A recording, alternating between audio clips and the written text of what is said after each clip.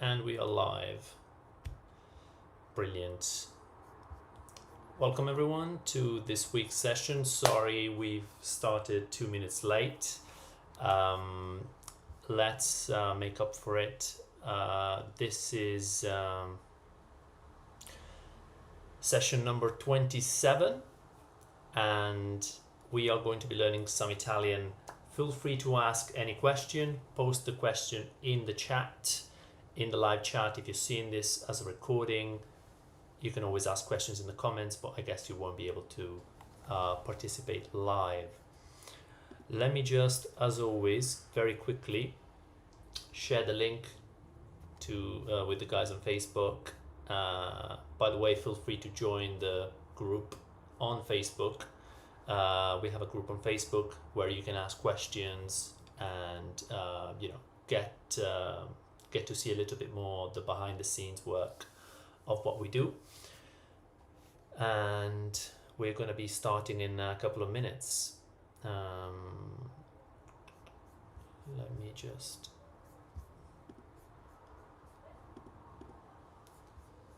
right. Okay.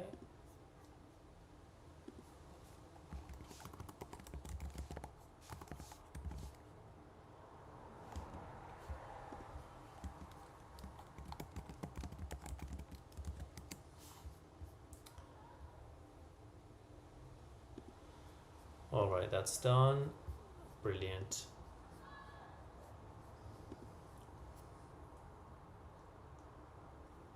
Okay. So, in the last few sessions, we have been describing images and photos. I think this is a very good way to get people to speak and practice. Not just speak and practice, but also think, right?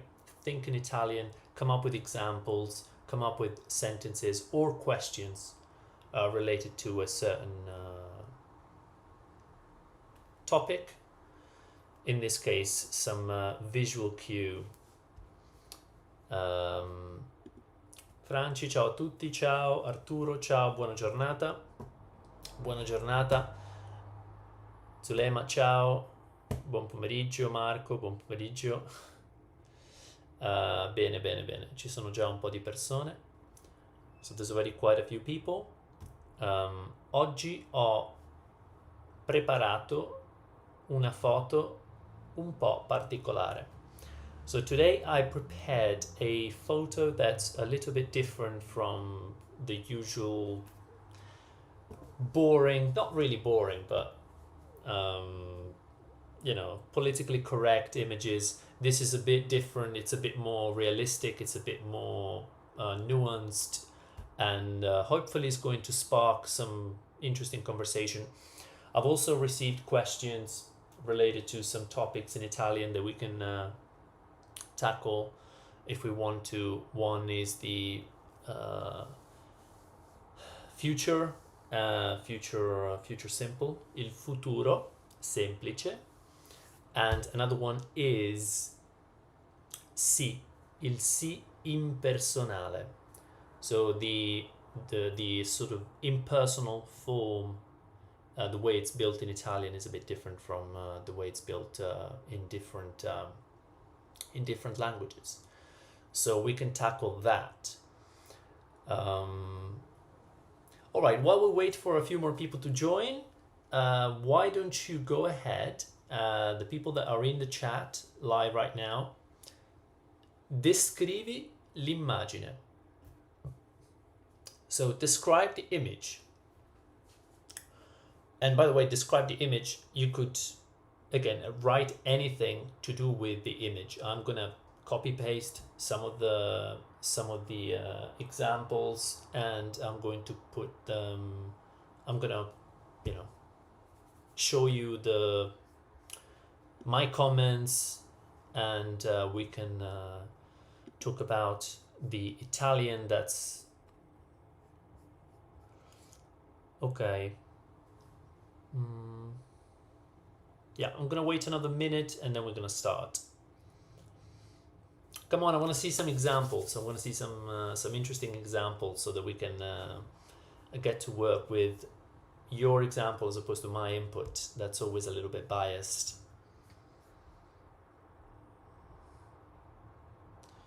Bene, bene.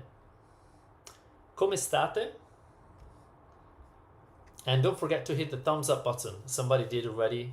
Thank you very much. So that the more people can find these live sessions, and hopefully we're going to have more examples and more inputs coming, and we can start. Okay, brilliant. We've already got some example. Don't be afraid to speak, think, and write in Italian, even if it's wrong, because that's the whole point, right?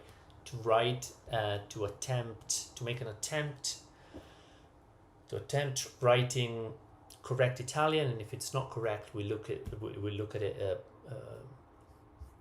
in this session. So I'm just gonna prepare some of these comments. Okay.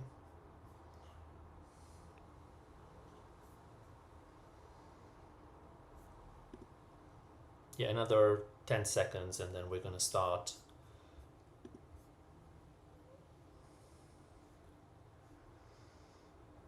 Okay, so this is something that we wrote I think in one of the previous sessions. Cosa vedi nella foto? What do you see in the photo? And we see some lady that seems not to be very happy. Let's take a look at what was in the chat. First example. C'è una ragazza seduta su una panchina. This is perfect. So the translation, do you want to think about it a little bit before I give you the answer? Obviously, we have this very important and very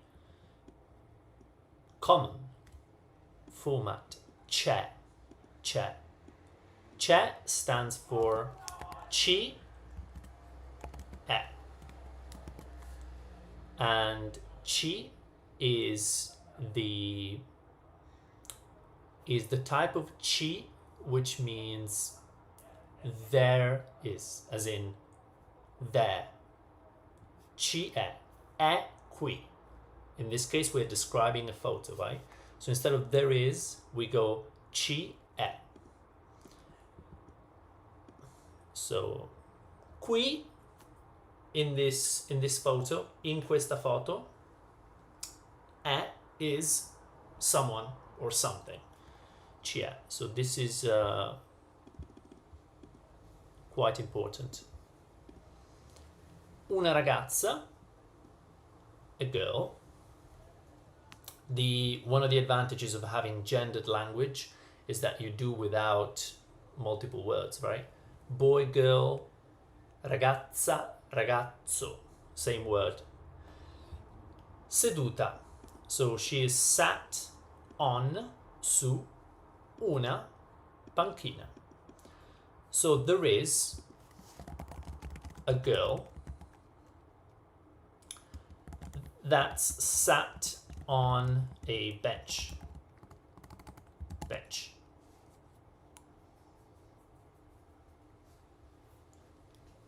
This is missing, by the way. In English, you kind of need it, but in Italian, can just say there is a girl sat on the bench.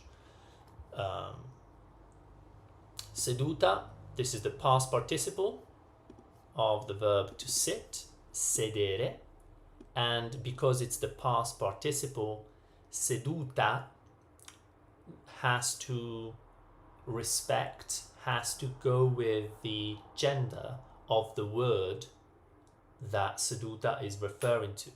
In this case, it's referring to ragazza.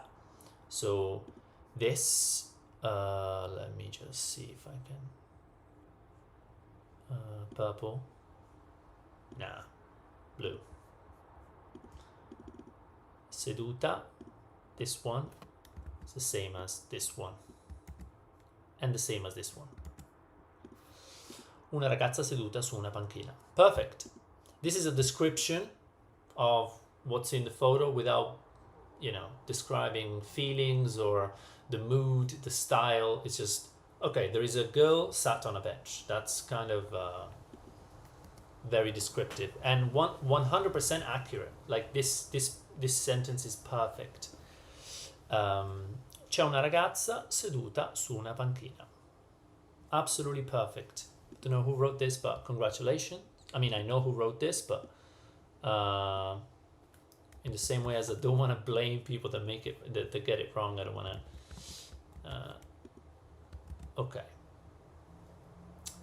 Second example, and please let me know if you guys have comments as we go through these. I know some of these sentences are going to be easy. Some of these sentences are going to be very difficult. So. And by the way, I skipped one for some reason. So we're gonna do that next.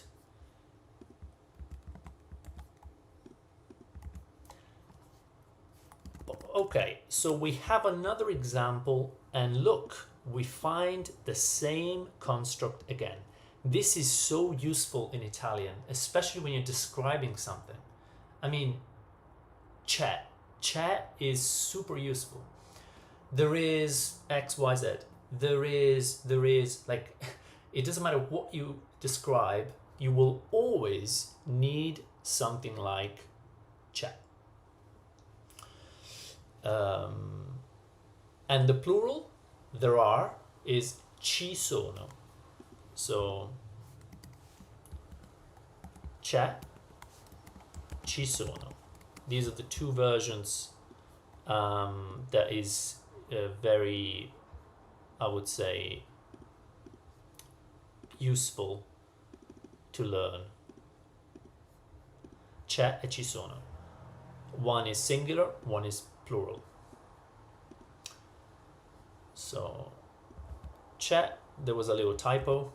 C'è una ragazza. We've seen una ragazza before. Molto triste. Again, this sentence is perfect. I don't know if I should be very happy or a bit sad. I would like to see more people trying, because the people that are trying, that have been trying, these people that the sentences they produce are perfect. So I don't really have much to say. It makes my job more difficult. There is nothing to say about this sentence other than it's perfect. C'è, there is una ragazza, a girl, molto triste. So this is great. Triste, I mean, it's not great that it's sad. There is a girl that's very sad. The adjective sad is interesting because normally the adjectives take the same ending as the noun. So it should be trista. C'è una ragazza trista. However, the some adjectives are irregular and they end in a particular ending, often e. So triste, e. And so if there is a male, so a boy that's sad, you say c'è un ragazzo molto triste. So it ends in e. And then if it's female, c'è una ragazza molto triste. It's always triste, which means that the ending doesn't vary in this case with this word. Right. So there is a girl. There is a very, very sad girl. And molto is an adverb, which means very. Very useful word. Why? Because every time that you want to emphasize something, and we know Italians and Europeans love emphasizing things, but you know, to each their own. So if you want to emphasize something, or if you need to emphasize something, you use the word very. Molto. Molto. And here's another trick. Molto means very. Molto poco means little. So very much, very little. And moltissimo, this is using a form of alteration. This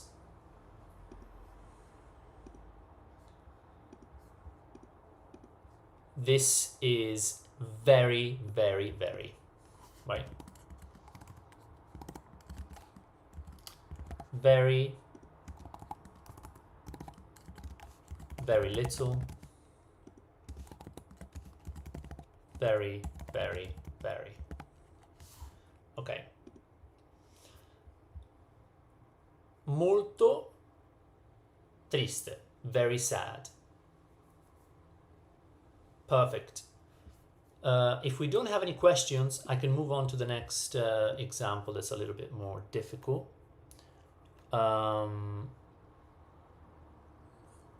Allora, vediamo. C'è una ragazza seduta su una panchina. C'è una ragazza molto triste. Okay. Il muro è vuoto. Ok. Ok. Ciao a tutti. Ciao Mark. Per Arturo la foto in bianco. Ok, brilliant. Una ragazza. Okay. These are all other examples. Well done, well done. We have a lot of examples. Okay, let's go. This is the, by the way, this is the photo for the people that have just turned up. This is the photo that we're trying to describe. We're not just crazy. We're not sort of in some cult where we just say things. This is the image that we want to describe. I will find a way in the future to keep the image somewhere around the page. So, someone said, lei sembra triste e sola e anche molto stanca. Brilliant. I mean, this is brilliant. Do you guys know what this means? Lei, so in this case, the subject, la ragazza, was omitted, or it was assumed to be part of the context. So the person that wrote this just went straight ahead and said lei, she. So we already talked about this girl in the photo, we already mentioned her, we know what we're talking about. So lei, just straight away. Lei sembra triste. Sembra, this is a very good word. And this is a word that will make you become more fluent than before you knew it. Because this word can be used in many circumstances. I'm going to explain. She looks sad. So this is the translation of the first few words. Lei sembra triste. And by the way, the sentence could end here. It could end right now. Lei sembra triste. It's a sentence that makes sense. It stands on its own legs. It doesn't need any help or from anywhere. She looks sad. So one would think, oh, okay, sembra means to, well, looks. So she looks, he looks. Sembrare, to look. Except that it's way, way, way better news than you might think. Let's finish the sentence and then I'll come back to this. So this is very, very important. I don't think I've ever used this verb ever since I started this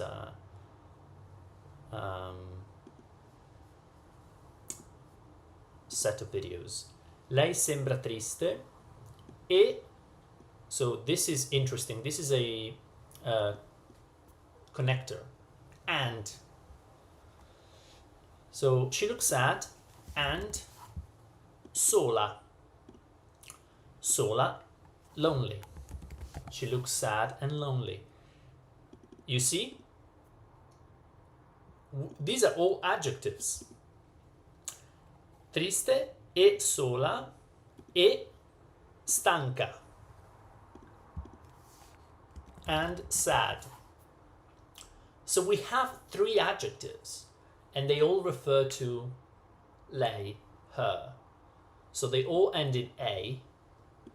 Stanca, sola, triste. Triste doesn't end in a because we've already seen in the previous example, triste just doesn't vary. Triste doesn't care. You know, female, male, not interesting. She looks sad and lonely and, oh, sorry, tired. Sorry. I mean, this is we're having, you know, this is alive, so you can tell. She looks sad and lonely and tired. Anche molto. So, and also very tired. Right? She looks sad and lonely and also very tired. Fantastic. So now let's talk about sembra. I'm going to show you how useful it is. Lui sembra il tuo amico. So this means he looks like your friend. Questa canzone sembra sembra bella. This song sounds nice. I'm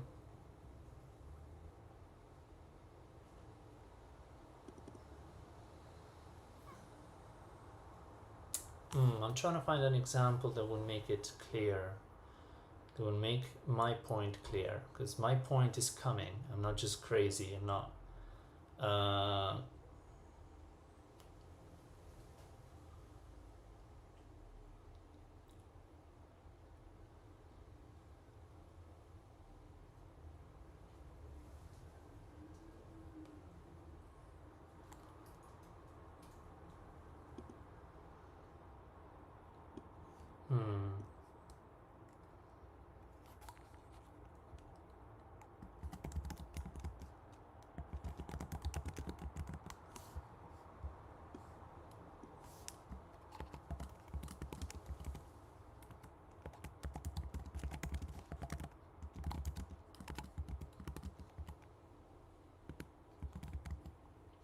The point that I'm making, maybe these are not the best examples, and maybe some of you can come up with more examples and show me next time, but the point is, when in English you go, that looks like something else, or this song sounds like something else, the sound like and looks like, you have to differentiate, or tastes like, this food tastes like something else. It's very common in English to use these sentences and express these ideas. In Italian, you have this word to seem, right? That you also have in English. Like, this seems like that. And seems, sembra, is used much more commonly than you would find these other alternatives in English. Like, it looks like, it sounds like, it, you know, that tastes like. Which means that you can get away with a lot. You can replace all of those with just sembrare. So sembrare is a very useful tense because it's used way more than it would be in English. End of the parentheses. I don't know if I explained it very well, but feel free to ask questions if it's not clear. Bene, bene, bene. Allora, c'è una ragazza molto triste, c'è una ragazza seduta su una panchina. Lei sembra triste e sola e anche molto stanca. Great examples. Il muro è vuoto. Il muro è vuoto. Uh, yes, it makes sense. Why don't we... Oh, brilliant. So this came up. Il muro è vuoto. So this doesn't really describe the whole sentence. This is an image that describes... It's a sentence that describes part of what we see in the image. It's describing the wall. It's talking about the wall. You see, this wall is just blank, plain, and yeah, there's nothing on it. It's completely, it seems white, could be some other color, but it's empty. So the wall is empty. Muro is masculine, wall. Vuoto, empty, used especially when it's used as an adjective, or parte nominale in this case, doesn't matter, behaves like an adjective. Then it goes along with muro, which is the subject. So the wall is empty, and the same for il. So this is a very standalone, simple sentence. Obviously it's completely correct. Il muro è vuoto.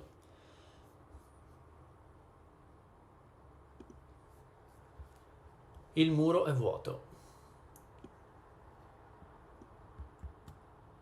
Oh, okay. We have a few. Okay. Then we have two examples. Very interesting examples. La foto non ha colore. La foto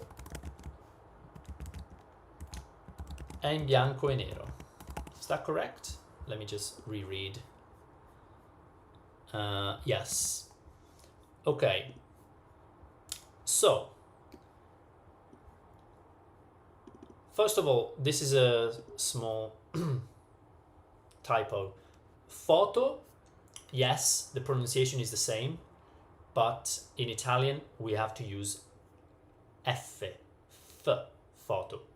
La foto ha non colore. So,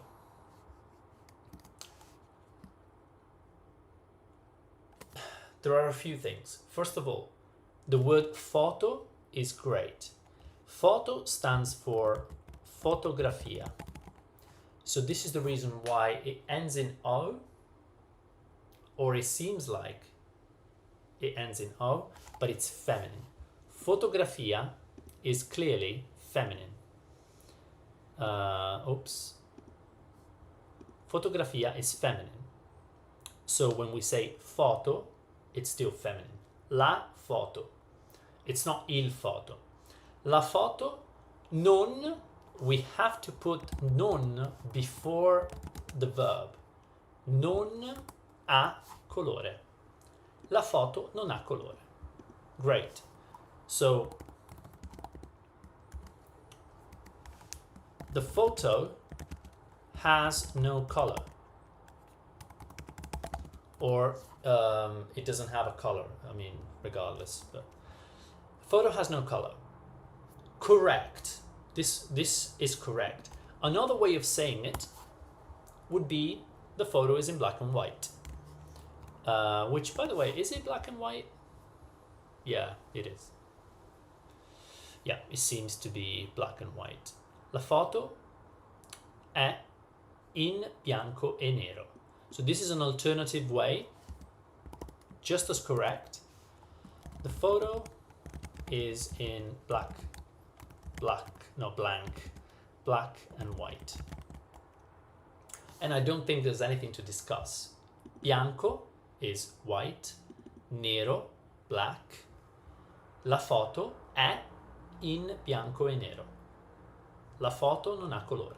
These are very simple sentences, and apart from the photo that has a unexpected gender for that reason, because it's it's a contraction of the whole word. I don't think there's anything super interesting to mention. I think, yeah, these are just correct sentences, plain and simple. Okay, let's read some more. La foto. I'm very happy, by the way, that you guys have been really coming up with lots of examples. So congratulations. Hit the thumbs up button if you haven't yet, and let's go ahead and read more examples. Il muro è vuoto, la foto non ha colore, la foto è in bianco e nero. Una ragazza ha i pensieri. This is more interesting. Okay. Right, so let's take a quick look. Let me just... Okay, una ragazza ha i pensieri. This is... Okay, this could be one or two cases. We've seen una ragazza at least 4 times now. By the way, it's unbelievable. It's already been 40 minutes, so I think I'm gonna do another example, maybe another couple of examples, and then we close the session for today. Let's just finish this. Una ragazza ha i pensari. So pensari, I think what we mean is pensieri. Pensieri. So this sentence is already interesting because it talks about thoughts. So it's thinking, we're thinking about what is probably happening. We're not describing what we see. We're just taking a guess at what's happening, the broader context of this photo. So a girl, pensieri means thoughts in our mind. A girl has some thoughts, as in she's thinking. Una ragazza ha dei pensieri. Or ha pensieri. Una ragazza ha pensieri. These sentences, una ragazza ha dei pensieri, una ragazza ha pensieri, they have a meaning and they are grammatically correct. Let's try to rephrase this, or let's try to think of other ways to say similar things. So it's a girl that is perhaps thinking, right? So we could say c'è, so in the photo, c'è una ragazza, or la ragazza. Let's talk about the girl. We know which girl. La ragazza ha molti pensieri. So she has many thoughts.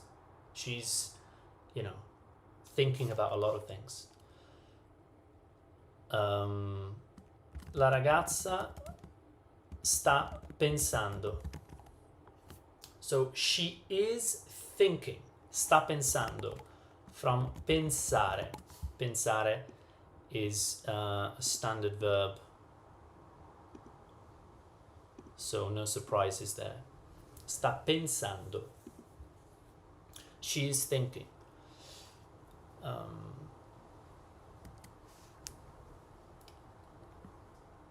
È una ragazza pensierosa.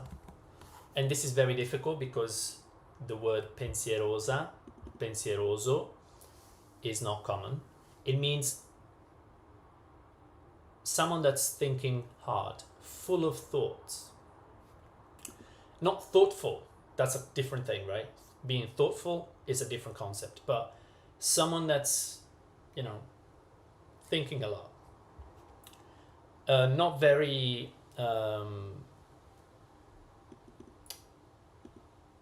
not an extrovert, an introvert, someone that thinks a lot, or thinks a lot more than they speak, than they say.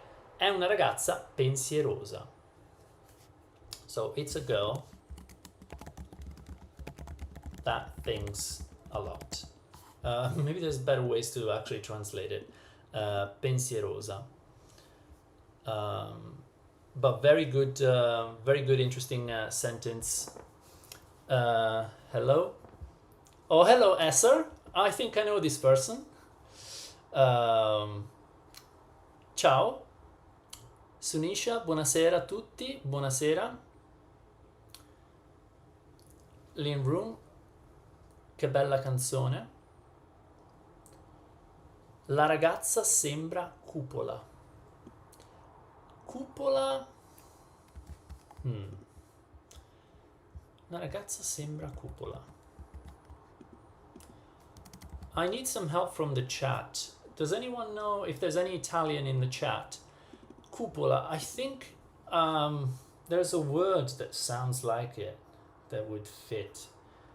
La ragazza sembra cupola. So cupola doesn't really say much to me. Cupa. That's right. Cupa. Sembra cupa. That's right. So cupa is an adjective, the feminine version of cupo. You can refer to people with cupo or even with the weather.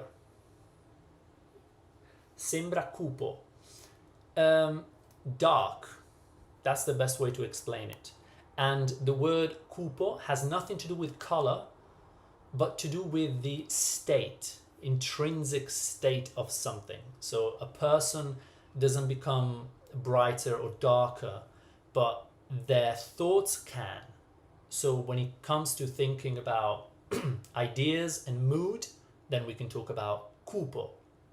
It's kind of the opposite of happy. Cupo. Dark. Mi sembri cupo. Oggi mi sembri cupo. You know, today you look not necessarily sad, but you know, definitely not happy. Like there's something that you're thinking about, or something that's kind of making you detached from the rest of the group, for example. Today you don't seem very happy. Sorry guys, but it's difficult to translate and it's difficult to do it live. So some of these things you're going to have to take home and do some homework, and maybe, you know, run through a translator and maybe ask me next time, because it's difficult, right? These words are difficult. Some of them don't have a one-to-one translation, but this is definitely a very interesting word. So I suggest, and congratulations to who put it in the chat. The girl looks unhappy. I'm just going to translate it with unhappy, but I hope I described it a little better. Arturo. All right, guys, I think this is enough for today. We've had so many examples. We described the image and more. Hopefully it's been interesting. Faccio una domanda: perché la parola foto è femminile? Perché è bianco e nero, non in forma femminile? Foto è femminile perché it stands for fotografia. Where is it? Here. So the photo translates with fotografia. And instead of saying la fotografia non ha colore, we say la foto. The same for like motorbike. We don't say motocicletta. We just say moto. But it stays feminine. La moto. La foto. Because they are basically shortened versions of the complete word. Perché è bianco e nero non in forma femminile? Well, la foto è in bianco e nero. Oh, this is interesting. It's because we didn't say la foto è bianca e nera. We didn't say la foto è bianca e nera. So the photo is black and white. We don't say that. It's la foto è in bianco e nero. Bianco e nero as a style. So it's in a particular style. So bianco e nero becomes kind of its own micro universe, its own sentence, phrase, say, its own phrase. So it comes with in bianco e nero, as in the photo is in black and white.